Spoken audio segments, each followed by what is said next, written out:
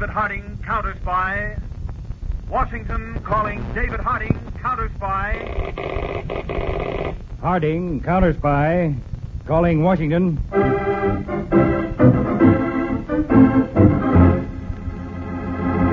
United States Counterspies, especially appointed to investigate and combat the enemies of our country, both at home and abroad.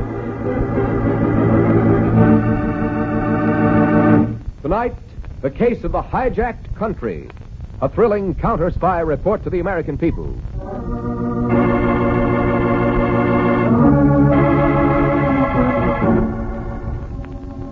One evening in the Assembly Hall of Counterspy headquarters in Washington, Chief David Harding was addressing a counterspy training group of over 100 young men and women. Lecture 17. Technique of Modern Revolution. In years to come, many of you will serve in foreign posts, and I want you to know how a few daring individuals can seize an entire country. In former times, pitched battles were fought. In modern times, control is cleverly seized by shrewdly planned action. Battles come later. Maybe. Now, this technique of revolution may also be used for other purposes. As we learned when I recently sent my assistant, Harry Peters, to Costaguana in South America, where, as you know, the United States is interested in Las Rosas pitchblende mines for uranium. Peters. Yes, Mr. Harding. With that map, will you tell the group something about Costaguana? Well, Costaguana lies on the east coast of South America, neighboring on Puerto Blanca. Spanish is the language of the population, mostly farmers and ranchers, of 1,200,000. A close friend of the United States, Costaguana has no army, only a national police force of some 800 men. Las Rosas pitchblende mines are in the mountains, here. And that was where I reported to the administrative officer, one Colonel Juan Martino.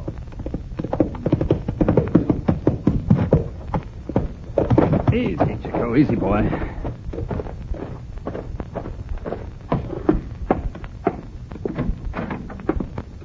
I beg your pardon, Colonel Martino? Yes, senor? I'm Harry Peters, United States Counterspies. My credentials and orders to report to you, sir. Ah, Senor Peters. Welcome to Las Rosas Mines. Did you have a good journey? Fine, thank you, sir. I flew to Porto Alegre and then took ship to Costaguana, and by horse up here into the mountains. Ah. I'm surprised that road can't be used by cars and trucks. Next year we plan to build a new highway, Senor Peters. Have you seen yet the counter-spy you will replace as security officer? Jorgensen? Yes, sir, I have. He's very anxious to start the long trip home. Yes, no doubt. You know, Colonel, I've never seen such beautiful mountains. The contrast with the tropical seacoast is amazing. And the life, too, Senor Peters. Here we work day and night. 2,000 miners and their machines to get pitchblende. But in the tropical climate of the coast, there is relaxation, gaiety. And, of course, it is down there they make the political troubles. Mm-hmm. I hope there will be no troubles while you are here. Tell me, how often do you deliver pitchblende ore to the coast, Colonel? Oh, once a month, senor. In fact, a shipment is about to leave. Here, come. Mm-hmm. One manner of working will interest you, ours, and you should know all the details in any case.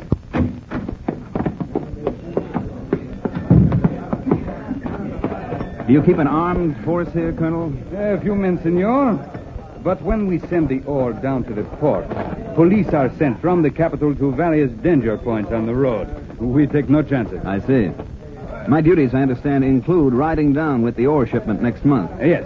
But this time, of course, you need not go, since the other counter-spy starts his journey home. Ah, here we are.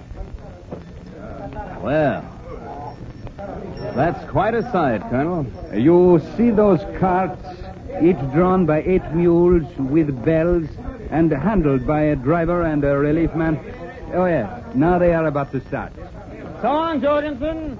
Give my regards to Mr. Harding.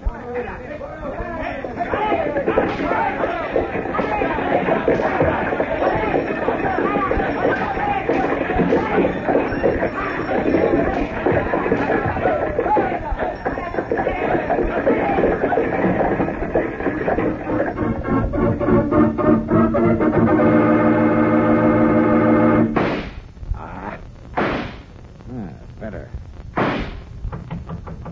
Come in. Wait, Pasco. Stand right there. Senor Fulton, you put a hole in my new hat. I ought to have put it in your head, Pasco. I've been waiting for you for 2 weeks. When did you arrive from Costaguana? An hour ago, Senor Fulton, and I stopped on the way only to buy this new hat. Costaguana, the hats are not good. I must always buy them here in Puerto Blanca. Now I must buy another. You and your hats. Have you any news? See, at last, Senor Fulton, all is in readiness. Men? 100 men you can trust to the death. Weapons? Submachine guns, 80. Garand rifles, 20. Automatics, 40. Yes. And grenades, 6 for each man. Ammunition, more than enough. Knives, 1 for each man. Good. Technicians? 5 men. Experts in all means of communications, telephone and radio. And the next shipment from the mine? Well, one shipment left the Las Rosas mines 3 weeks ago. The next will go in next Tuesday. And the shipment is worth... How much would you say, Pasco? Quien sabe? $1 million? $2 million? 10 million. I am overcome by amazement, senor, every time I reflect upon this scheme of yours. To steal an entire shipload of uranium ore. Steal a shipload? By Pasco, we're going to hold up an entire country. The greatest hijack in history. Making prisoners of over 1 million people for as long as we need. And right under the noses of the whole world. Why, we'll knock their eyes out. Like this.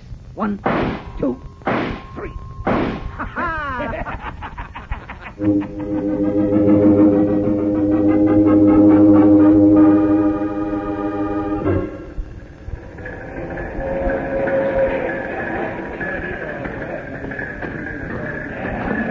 And soon, Senor Peters, this vein of the mine will be extended another 500 feet into the mountain. I see.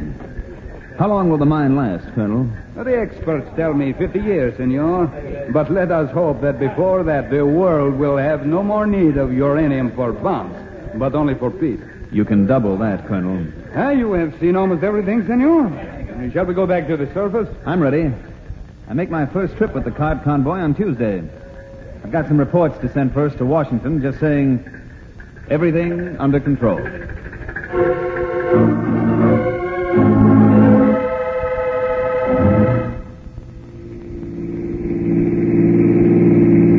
Senor Fulton, we will be at the presidential palace of Costaguana. No danger of President Ramos changing my appointment, is there, Pasco? Oh, no, senor. He's a mild little man, a former professor at the university. And your appointment was made by important friends of ours. While you are with him, 2 of our men will stay in the anteroom and make sure no one intrudes.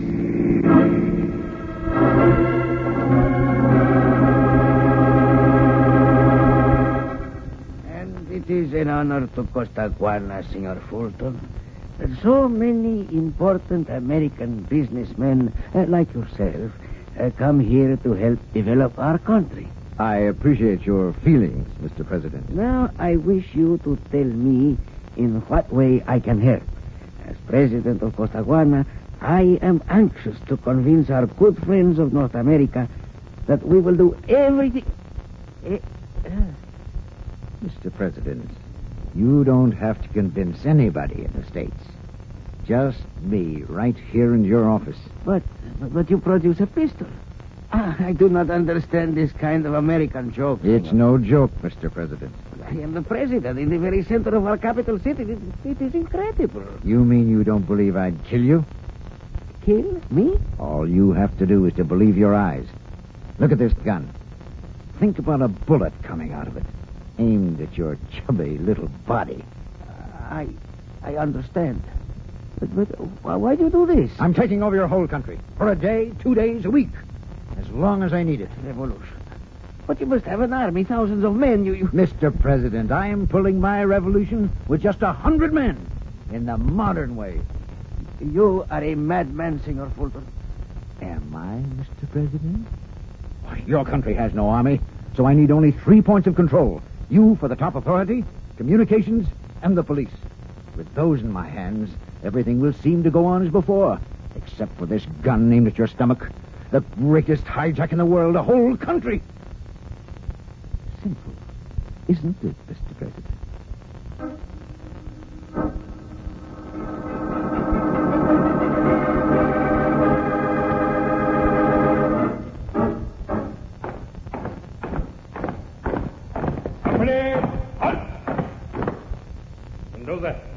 your 5 men into this wing of the building, the telephone section. Proclaim the revolution in the name of the people, and kill any of those people who make trouble. What? March! Luis, 10 men into the radio and telegraph section. Take control. And keep everything going as usual. What? March!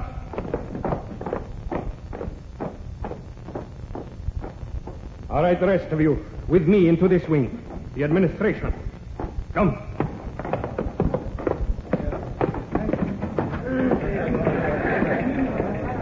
Attention! What is it? Take your position. All right, all of you, listen. We proclaim a revolution in the name of the people. No one will be hurt unless he makes trouble. Go on doing your jobs as if nothing had happened. If you fail or try to escape, look at my men all around the room. And look at their guns.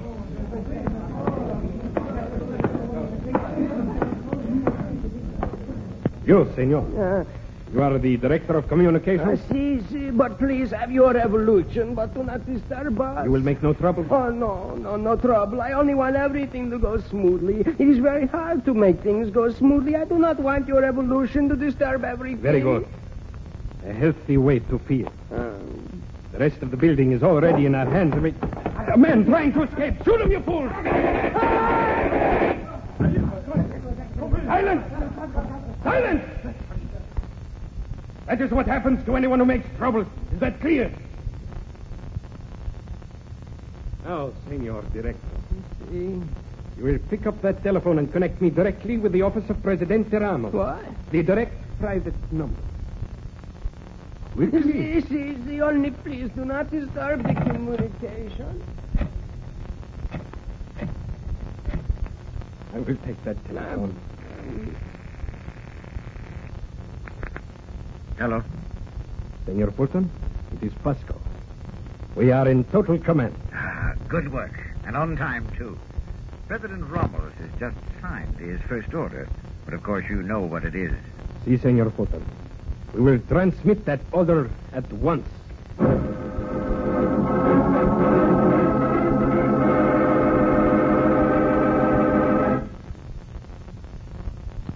To Chief of National Police. An order from the President to remove all police from their positions along the road from Las Rosas mine. Presidente Juan Ramos.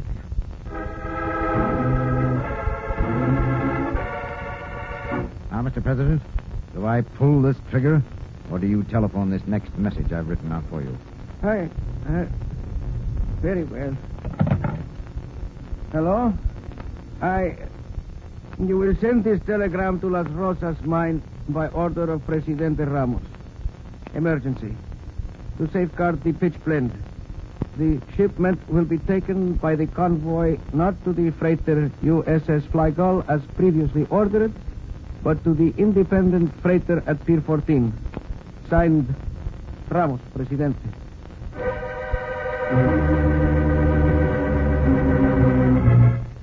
Urgent message for Mr. Harding. This is Peters in Costaguana.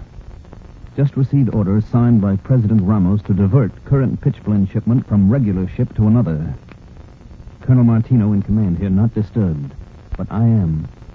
Also, farmers from neighborhood report that all police have been removed from danger points along highway. Fearing political trouble, I am requesting investigation and return advice. Call 030. Every hour on the hour.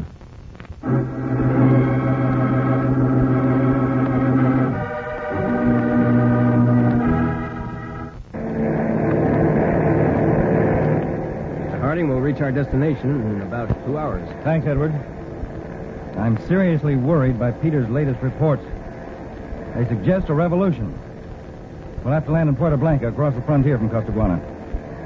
I wish I knew what's happened to Peters.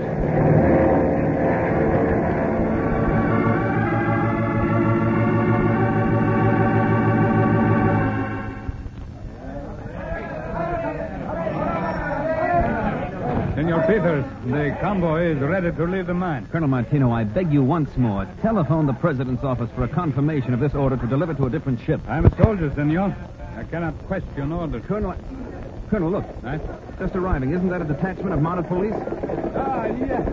You see, senor, your fears were foolish. Martino? That's it. Martino, I am Captain Putt. I have orders to escort the convoy to the harbor with these 50 men. Very good, Captain Pasco. This is Senor Peters of the United States Counterspy. Ah, you will be with us, senor? Yes. Senor Martino, do you know this man? No, but still he has the order. Colonel, the police have been removed, and now this officer you don't know with a police detachment you didn't expect. Si, Senor Peters. Captain Pasco, will you and your men please dismount? The convoy cannot start. We must wait. Wait? My orders are to start at once. Captain, you take your orders from the colonel. I do not take any from you, counter-spy. Men, arrest the American. Wait, Captain. Be quiet, Colonel. What? You will be shot next, counter-spy, unless you do obey orders. Not your orders, Pasco, come back here. Captain, he is running away. Sergeant, take 2 men and follow him. The rest of you, start the convoy.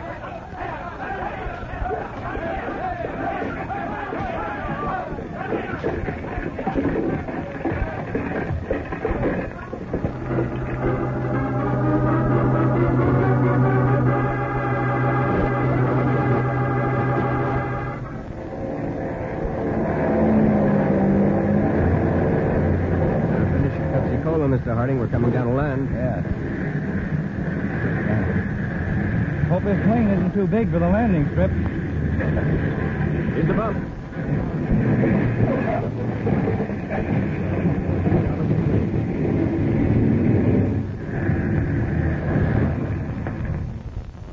All right, Edward. Let's go.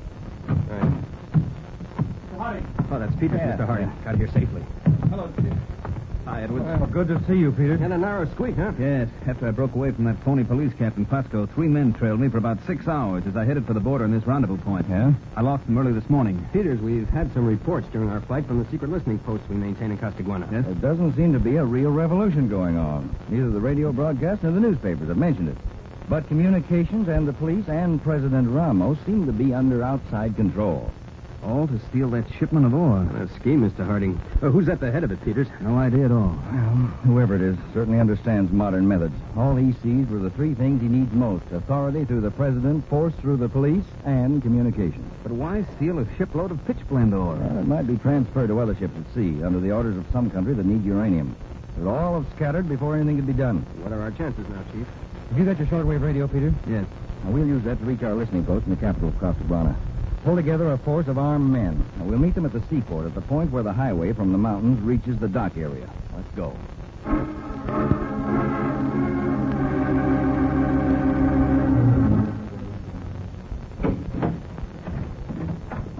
Come in, Pasco.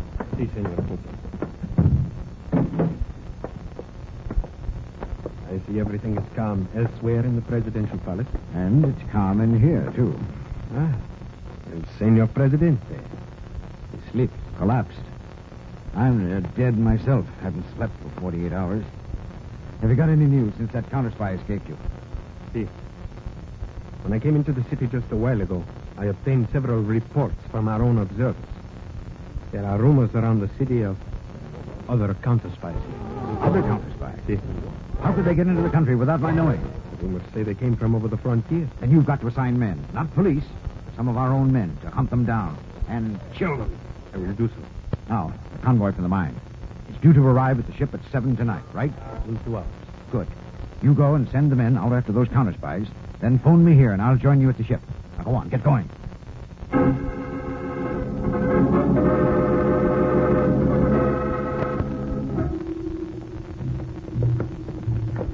Hold it, men.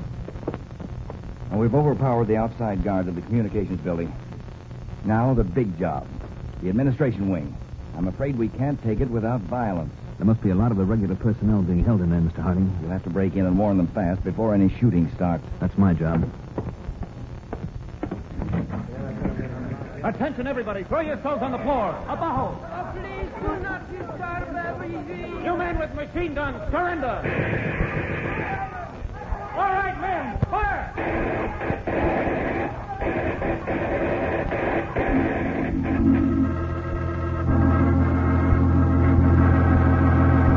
From United States Counterspies, National Police.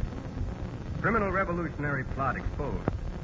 Attempt to steal entire shipload of pitchblende ore. Your loyal cooperation requested. We have just learned that the convoy is already at the dock. Please concentrate every available man at Pier 14. Counterspies will meet you there.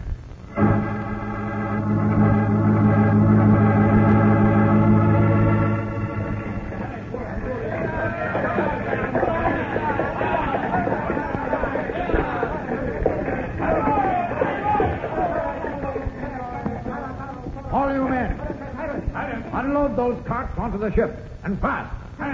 Pasco. Si, Senor Puto. These are our men. Keep the loading going fast. Si. Whole job has to be done in 6 hours. Ship sails with the morning tide, and we've got to be ready. Si, Senor. I will get... Fulton! Is John Fulton on this dock? Senor, the name. Who wants John Fulton? This is David Harding, United States Counterspies. The entire dock is surrounded by 500 armed police. We call on you to surrender. No surrender, Harding. It's my duty to warn you to try to save the lives of innocent people.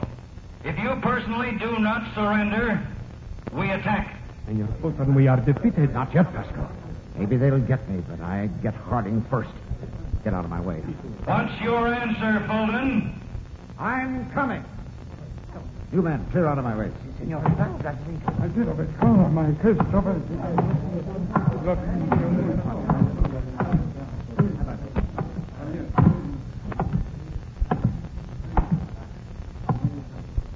Which one of you is David Harding? I'm Harding, Fulton. Tell your men on this dock to drop their weapons. You drop that pistol. The light's not good here, Harding. Step out where I can see you better. With pleasure. But don't try anything. There are 5 rifles aimed right at you. Can you see me clearly enough now? Yes. But do you know what you've done, Harding? You've spoiled the biggest crime in history. Hijacking a whole country. It was well planned, Fulton. You wasted a good brain on a useless crime. I'll be famous forever, Harding. For this scheme of yours? Yes. And also because I'll be the man who killed you. We got it, Chief. The rest of you men, surrender. He didn't hit you, did he, Chief? I threw myself aside as he fired. One bullet got me in the arm, the left arm. We'll get you to a doctor. No, it's a flesh wound. We can bind it up for the moment. I guess a little blood's a cheap price to pay for putting this fellow Fulton out of the way. Peters, what an amazing waste of ability.